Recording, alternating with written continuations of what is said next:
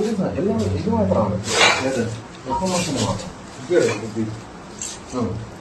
തിരുവനന്തപുരത്ത് വ്യാജ മദ്യനിർമ്മാണ കേന്ദ്രം കണ്ടെത്തിയിരിക്കുന്നു. ജവാനെ സ്കോച്ചാക്കുന്ന വിരുദ്ധർ പിടിയിലായിരിക്കുകയാണ്. ഈഞ്ചക്കൽ സ്വദേശി ഹാഷിം സുൽഫിക്കറിനെയാണ് പിടികൂടിയത്.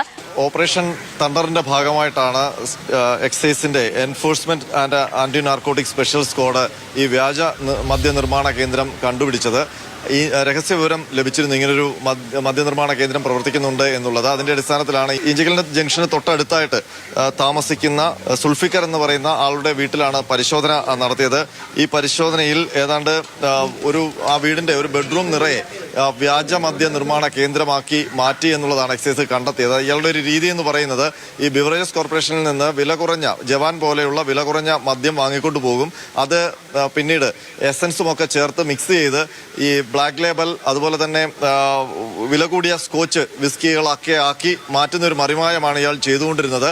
ഇയാളുടെ പക്കൽ നിന്ന് ഏതാണ്ട് 14 ലിറ്റർ വ്യാജമദ്യം പിടികൂടിയിട്ടുണ്ട്. അതുപോലെ തന്നെ 6.5 ലിറ്റർ ഈ ബെവ്കോയിൽ നിന്നൊക്കെ വാങ്ങിച്ച മദ്യവും ഇന്ത്യൻ നിർമ്മിത വിദേശ മദ്യവും പിടികൂടിയിട്ടുണ്ട്. അത് ഈ വ്യാജമദ്യം നിർമ്മിക്കാൻ വേണ്ടി ഉപയോഗിക്കുന്നതാണ്. ഒട്ടും സംശയം തോന്നാത്ത രീതിയിൽ അതിന്റെ രുചിയിലൊക്കെ വ്യത്യാസം വരുത്തിക്കൊണ്ടാണ് സാധാരണ വില കുറഞ്ഞ ബ്രാൻഡിയൊക്കെ സ്കോച്ച് വിസ്കിയാക്കി മാറ്റുന്ന ഒരു രീതി ഇയാൾ ആ രീതിയിൽ പ്രവർത്തിച്ചിരുന്നത്.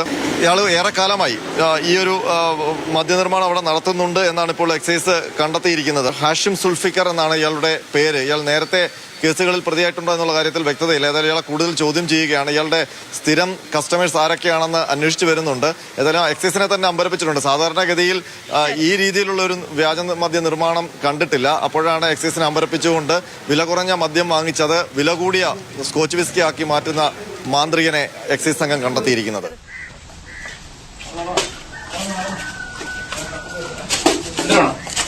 ഇതാണ്